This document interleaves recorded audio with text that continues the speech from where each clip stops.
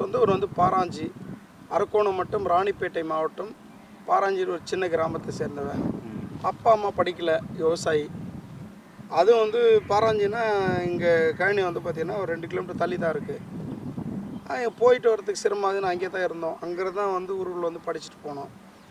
படிக்கும்போதே எனக்கு ரொம்ப ஆர்வம், படிக்கணும், போலீஸ் ஆகணுன்றது என்னுடைய வெறி. அப்படியே தான் போயிட்டு இருந்தது லைஃப்பு. நாளடைவில் போலீஸ் ஆகிறதுனா மாடு ஆடலை வச்சுருக்கும்போது மாட்டு மூலியம் சின்ன ஒரு ஆக்சிடெண்ட் ஆகிடுச்சு. அதனால் வந்து என்னுடைய போலீஸ் வேலைன்றது இதாகிடுச்சு.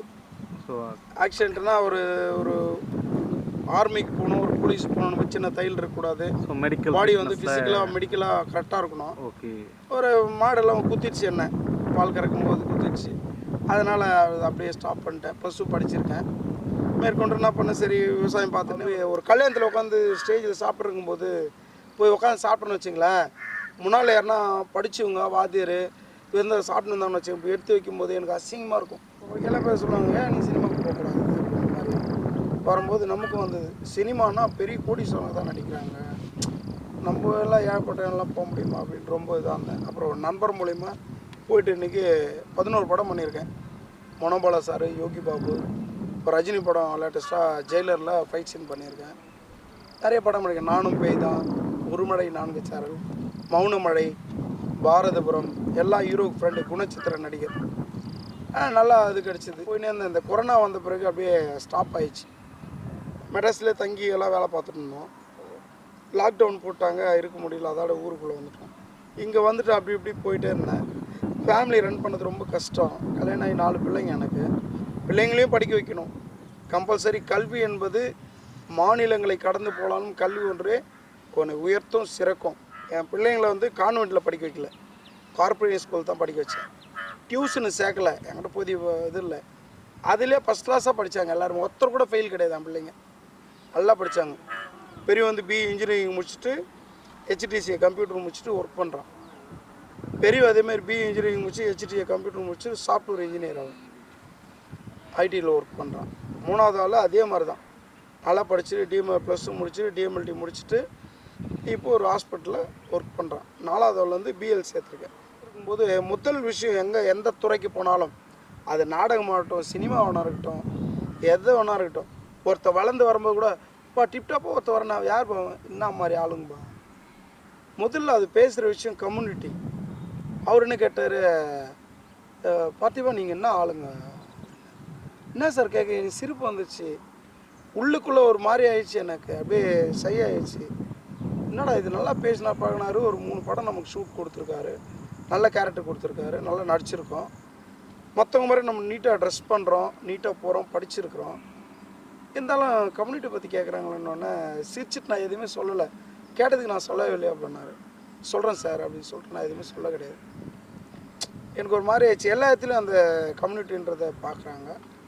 அதுக்கப்புறம் வந்த பிறகு வீட்லேயே இருந்தால் பசங்களையும் படிக்க வைக்கணும், பட் நம்மளும் சாப்பிட்ணுன்னொன்னே நம்ம சும்மா இருந்தால் தனக்குன்னு ஒரு வேலையை உருவாக்கணும். விவசாயத்தில் உள்ள இல்லை, மழை பெஞ்சால் தான் எல்லாம் கரமாக தான் இருக்குது. அதனால் நாடகத்துக்கு போனேன். நாடகத்துக்கு போகும்போது ஃபஸ்ட்டு எனக்கு 4 பேர் போகும்போது தான் சினிமாவுக்கு போயிருந்தேன். எப்போ நாடகத்துக்கு போயிடறாங்க, கேலி பண்ண ஆரம்பிச்சிட்டாங்க. கூட இருக்கிறவங்கக்கிட்ட வந்து 4 ட்ரெஸ்ஸு பை கொடுத்துட்டு நான் தனியாக போவேன்.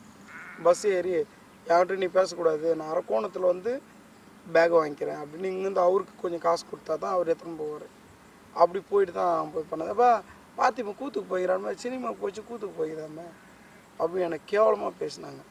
ஏன்னா இந்த ஏரியாவில் யாருமே எனக்கு அங்கீகாரம் கொடுக்கவே இல்லை. அப்போ அது காலனிக்காரங்கெல்லாம் உட்கார அப்படி போப்பா அப்படின்னு சொல்லியிருக்காங்க. என்கிட்ட சொல்ல கிடையாது. அவங்க வந்து சொன்னாங்க, என்னப்பா உங்கள் ஊர் நம்பி வந்தோம், உங்கள் ஊர் பக்கத்தூர் இந்த மாதிரி சொல்கிறாங்க அப்படி ரொம்ப ஃபீல் பண்ணாங்க. அப்படியே கண்ணில் தண்ணி விட்டேன். நான் அழுதேன்.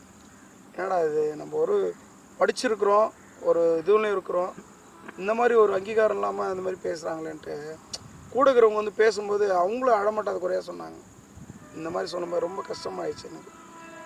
அது பிறகு அந்த ஊரில் தொடர்ச்சியாக நீ தான் வரணும்னு சொல்லிவிட்டு என்னை நம்ம ஊர்லேயும் சரி வெளியூர்லையும் சரி என்னை வந்து ஒதுக்கி வச்சுட்டாங்க. ஒதுக்கி வச்சு நான் இவன் என்ன பண்ணுற போகிறான் அப்படின்னு.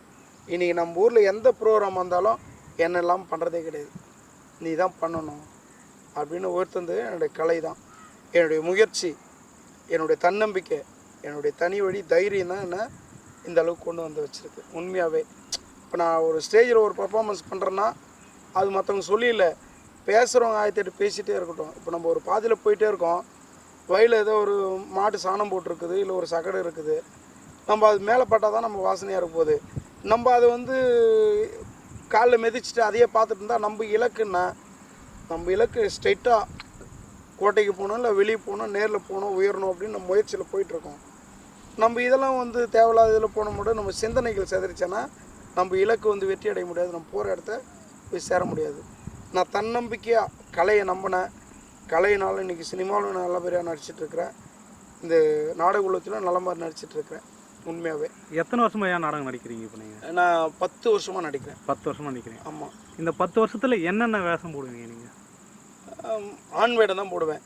சூரன், அனலாயேஸ்வரன், அசகாயேஸ்வரன், ராவணன், அப்புறம் யமதர்மன், அப்புறம் நாடகத்தில் வந்து புராண நாவல்ஸ் 2 வச்சுருக்காங்க, அதில் வந்து வில்லன். அவ்வளோதான். தான் மனசுக்குள்ளே 1000 வேதனைகள், துக்கம், துயரம், கவலைகள் எது இருந்தாலும் சரி, வீட்டில் குழந்தைக்கு உடம்பு சரியில்லாமல் போயிடுச்சு. ஒரு நாள் 10 வருஷம் முன்னால் சின்ன பையனுக்கு உடம்பு சரியில்லை, பயங்கரமான ஜுரம், கையில் காசு இல்லை. நான் நாடகத்துக்கு போனால் தான் காசு வந்து அவனை ஹாஸ்பிட்டல் பார்க்க முடியும். வீட்டில் ஒரே சண்டை, நீ கவர்மெண்ட் ஹாஸ்பிட்டல் கூட்டின்னு போகலாம், நீ கிளம்பு போகலாம், தேவையில்லை நாடகம் அப்படின்றான். எனக்கு என்னன்னா அங்கே போயிட்டு காசு இல்லாமல் யார்கிட்ட போய் கேட்க முடியும்? ஒன்றும் இல்லை, குழந்தைக்கு சுத்தண்ணி காய வச்சு ஒருத்தரம் கொடுத்து படுக்க வை, நைட்டு நாடகத்துக்கு போயிட்டு வர காசு வரும், ஹாஸ்பிட்டல் கூட்டின்னு போகிறேன் அப்படின்னு சொல்லிவிட்டு அந்த நிலைமையிலையும் தனக்குள்ளே எவ்வளோ துக்கங்கள், துயரங்கள், கண்ணீர், கஷ்டம், கவலைகள், சாப்பாட்டுக்கு இல்லை, ஃபேமிலி எவ்வளோ பிரச்சனை இருந்தாலும் சரி, அதெல்லாம் வருத்திக்கின்னு நம்ம மேடையில் போய் பர்ஃபார்மன்ஸ் பண்ணோம். அங்கே பண்ணும்போதும் நம்ம ஜாலியாக பேசிகிட்டே இருப்போம், இல்லை கதையை பற்றி ஒரு விதம் பேசும்போது முன்னாடிலாம் உட்காந்து கேவலமாக கேலி பண்ணுவாங்க. அப்படியே அந்த வந்துட்டார் டிரைவர், அவன் இவன மாதிரி இருக்கிறாள் அப்படின்னு அழைச்சி பற்றி பேசினாங்க. ஒருத்த இந்த பக்கம் ஆரணி தாண்டி சேத்துப்பட்டுன்னு நினைக்கிறேன், ஒரு ஊர், அது ஞாபகம் வரும் அந்த ஊர் பேர். பேசிகிட்டே இருக்கான், ஏய் அசிங்கமாக பேசுகிறான். ஒரு கலைக்குழு ஆரம்பித்தான், சமம் கலைக்குழு. இன்னும் மென்மேலும் அரசு நிறையா நலிந்த கலைஞர்களுக்கு உதவிகள் பண்ணால் கொஞ்சம் சந்தோஷமாக இருக்குன்னு ரொம்ப ஆசைப்பட்றேன். இல்லையோ இந்த கலையை நான் அதுக்கப்புறம் இந்த கலையை பற்றி புரிஞ்சுட்டு எங்கள் பையனுக்கு நான் சப்போர்ட் பண்ணேன். இன்றைக்கி இது என் கலையினுடைய யூனிஃபார்ம் தான், இது பாருங்க என் கலையினுடைய யூனிஃபார்ம் தான். இன்றைக்கி நானும் எனக்கு நாடக டைமு நானும் ப்ரோக்ராம் கம்பல்சரி போய் நானும் பறை எடுத்து அடித்து டான்ஸ் ஆடுறேன். பறைன்றதை எனக்கு பிடிக்கவே பிடிக்காது. ஏன் பிடிக்காது அப்படின்னா, பறையினாவே பறை அடிக்கிறது தானே ஒரு இந்த சமூகம் அவனை வெறுக்குது, ஒதுக்கப்படுது. இன்றைக்கி எந்த கலையை வேணான்னு சொன்னனோ அதே கலையில் நானும் ஒரு உறுப்பினராக இருக்கேன், சமம் கலைக்குழு. இது உங்களுக்கு எப்படி இருக்குது? எனக்கு ரொம்ப சந்தோஷமாக இருக்குது. ஏன்னா என் பிள்ளைங்க 4 பேர், 4 பையனும் கூட எல்லோரும் இதே தான். சமம்னா அப்பனாக இருக்கட்டும், பிள்ளையாக இருக்கட்டும், யாருன்னா இருக்கட்டும், சின்ன பசங்க இருக்காங்க, பெரிய பசங்க இருக்காங்க, யாராக இருந்தாலும் சரி, சமம். என்ன ஒரே மாதிரி தான் யூனிஃபார்ம் இருக்கும், சமம். உதவி பண்ணுறதுக்கு எதனா ஆள் இருந்தாலும் எனக்கு ரொம்ப சந்தோஷம்தான். மென்மேலும் அந்த இன்ஸ்ட்ருமெண்ட்டு வாங்குறதுக்கு இன்னும் கொஞ்சம், ஏன்னா விலைவாசியெல்லாம் அதிகமாகிடுச்சு, அதனால் வந்து கொஞ்சம் இப்போ அதாவது வாழ்வாதாரம் பிழைப்பதற்கு கொஞ்சம் வருமானத்துக்கு உண்டான இது வந்தால் நல்லாயிருக்கும். ஏன்னா பல திறமைகள் எல்லாருக்கிட்டையும் இருக்குது, வெளிக்கொண்டு வரதுக்கு எங்களுக்கு வழி தெரியல. ஏன்னா முன்னால் போனால் காசு, அது காசுன்றது என்கிட்ட இல்லை. அது மட்டும் இல்லாமல் நலிந்த கலைஞர்கள் இருக்காங்க, வீடு வாசல் இல்லை. எங்களுக்கு எதாவது இலவச வீட்டு மனை பட்டா கொடுத்தாலும் கண்டிப்பாக நல்லாயிருக்கும். வீடு இல்லாதவங்க வீடு கட்டி கொடுத்தீங்கன்னா கொஞ்சம் நல்லாயிருக்கும். அதனால் ஒரு ப்ரோக்ராம் போனால் ஒரு 400 இல்லை 500 தான் வரும்.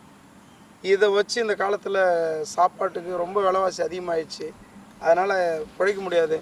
கொஞ்சம் ப்ரோக்ராம் வரது விலைவாசி கொஞ்சம் ஏற்றி கொடுத்தாலும் அரசு தரப்பில் இது மாதிரி நலிந்த கலைஞர்களுக்கு பல நலத்திட்ட உதவி செய்தாலும் அவங்களுக்கு ஒரு புண்ணியமாக போவோம். கண்டிப்பாக இதன் தொலைக்காட்சி வாயிலாக பார்த்து கொண்டு அனைத்து நண்பர்களும், பெரிய அன்பு உள்ளம் கொண்ட அனைவர்களும், இப்படி நலிந்த கலைஞர்களுக்கு, அழிந்து வரும் கலைக்குழுக்களுக்கு, பழைய காலத்தில் சங்க தமிழ் வாழ்ந்தாங்க, பைந்தமிழ், செந்தமிழ் அப்படியெல்லாம் வாழ்ந்த இந்த கலையில் வாழ்ந்த மக்கள் இருக்காங்க. இருந்தாலும் மென்மேலும் இந்த கலையை வளர்க்கணும். அந்த கலையை சார்ந்து நாங்களும் இந்த உலகத்தில் அங்கீகாரமாக இருந்து பசிப்பட்டினம் நல்லா சாப்பிட்ணும். அதுக்குண்டான ஒரு அதிகாரத்தையும் கண்டிப்பாக நீங்கள் கொடுக்கணும்னு நான் மென்மேலும் என்னை தாழ்த்தி, என்னை சார்ந்து இருக்கிற சமம் கலைக்குழு மற்றும் உலகளாக இருக்கிற கலை சொந்தங்களுக்கு உங்கள் அரசு சார்ந்த உதவிகளும் மற்ற பெரியவர்கள் சார்ந்த உதவிகளும் கிடைக்கணும்னு நான் ஒரு கோரிக்கையாக உங்களுக்கு வைக்கிறேன். தாழ்மையுடன் கேட்டுக்கொள்கிறேன். உண்மையாகவே உதவி செய்ய முன்னோர்கள் தான் தெய்வம் எங்களுக்கு உண்மையாக.